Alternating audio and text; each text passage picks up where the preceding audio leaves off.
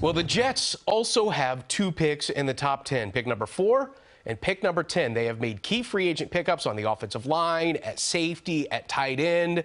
But for a team that's had a combined 6 wins over the past 2 years, patience for the rebuild is wearing thin. And there is an expectation that this team needs to take the big step forward this year. And this draft will likely go a long way. So let's turn to the Jets beat reporter with The Athletic, Conor Hughes. Conor, good to see you once again. Been a little bit of a busy time here for you, hasn't it? A little bit, Steve, a little bit. It's a wild time as always before the draft.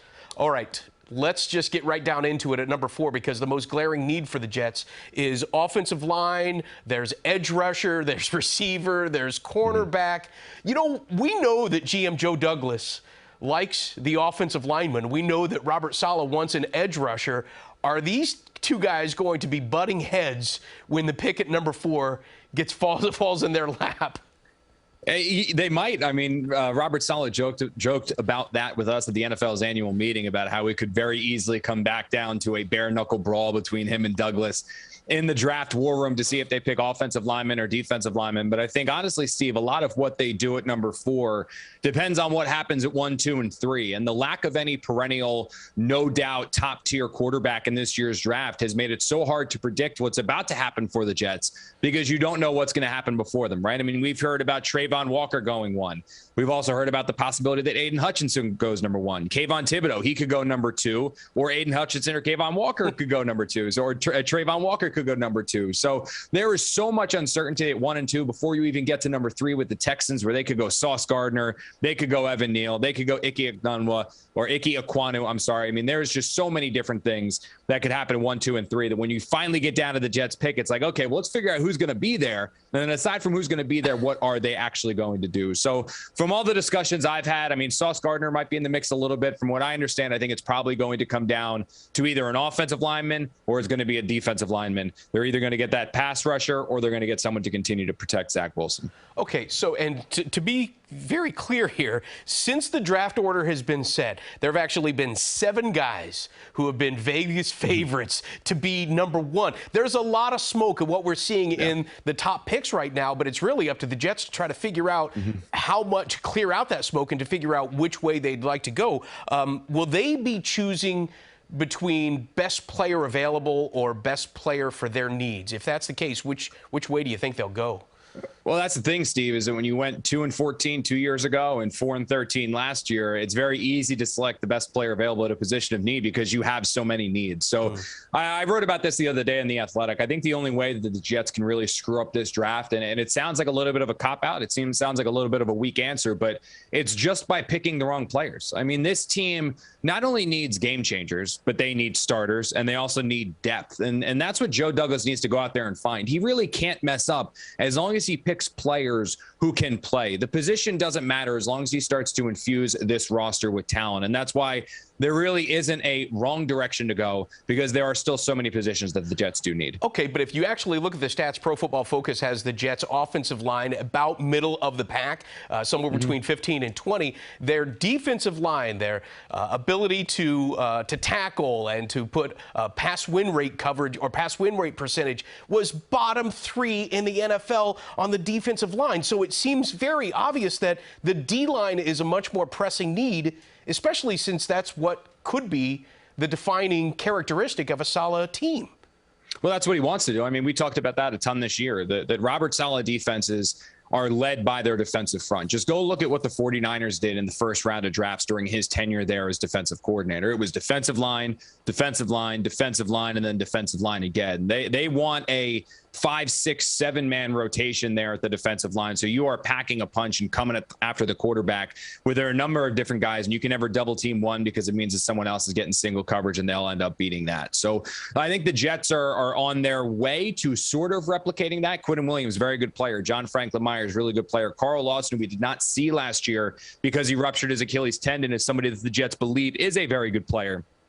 However, there is no denying that this defensive line is missing one more key component, And if I was going to hedge my bet any which way, I think that's probably what they're going to do there with the number 4 pick in the draft. Yeah, because it seems like it would be a big chance to hope that the guy you want, even if he is not the number 1 defensive lineman, would be available for you there at 10. I know that Johnson, his name has been brought up a lot, and he could be there and available to them at 10, but man, you don't want to take that chance and then miss out on any kind of a pass rusher at that point. But is it pretty safe to say that when they get to 10, they had better have yet another week 1 starter with that 10th pick? It's not just the 10th pick. You go into the second round there with 35 and 38. When we talked to Joe Douglas before the draft, he said that he wants to come away with 4 new starters with those 2 first-round picks and those 2 second-round picks. That will be a successful draft for him if he can come away with 4 day 1 starters with those selections. And look, I think at number 4, you're probably looking at either the Ike Ekwonu, the offensive tackle from NC State, or Jermaine Johnson, the defensive end from Florida State. I think that's probably your pick there. And then at number 10, there's a number of different directions the Jets can go, which probably start at receiver. But if you go with Johnson at number 4, they could easily loop around back at 10 and grab Trevor Penning, a player that the Jets got an up close and personal look at the Senior Bowl. So look, like we've said, there's a number of different avenues the Jets can go, but this isn't just about getting starters at number 4 and 10. You drop back down there into the second round as well, and they need to find 2 starters there as well. I mean, you brought up receiver, and that is certainly an area of need. The Jets have done everything possible to try to go and get a number 1 receiver this offseason to no avail, and now there is reportedly another one that is on the market, and Debo Samuel, though there's a lot of questions as to whether or not he really could get traded. But truth be told, if the Jets were to trade that 10th pick, that is higher trade value than what Devontae Adams was traded for, what Tyreek Hill was traded for. I get the idea of a known commodity. Is Debo Samuel worth the 10th pick and a couple of others?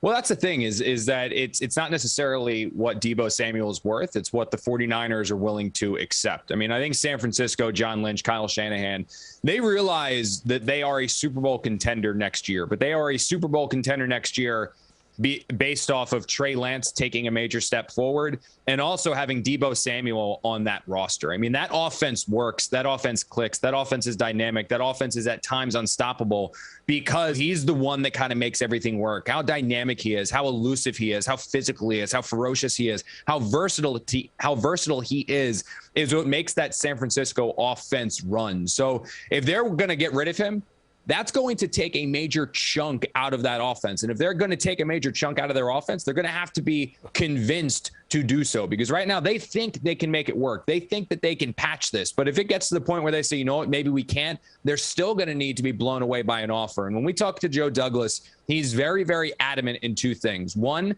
if there is a player that he believes can make his team better, he is going to be aggressive in trying to acquire that player. He was aggressive in trying to go after Amari Cooper, aggressive in trying to go after Calvin Ridley, aggressive in trying to go after Tyreek Hill. However, what he will not be, and he has been very, very adamant about this, is he will not be reckless. He is never going to pay more than what he believes a player is worth. So if the 49ers are sitting there saying, look, we want 2 1s, or we want a 1 and 2 2s, or we want a 1 2 2s 3 and Elijah Moore, something absurd like that, Joe Douglas just is not going to do it, because this Jets team is not one player away. One player is not going to take the Jets from a 4-13 football team to a Super Bowl contender. They are not in a position to make trades like the LA Rams have been for the last couple of years. So he'll be aggressive.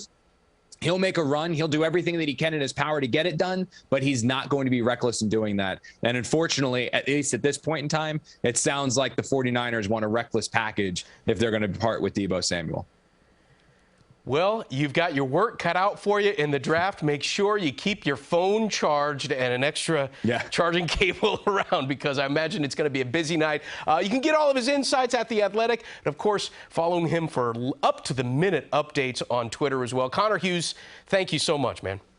Thanks for having me. I appreciate it, Steve.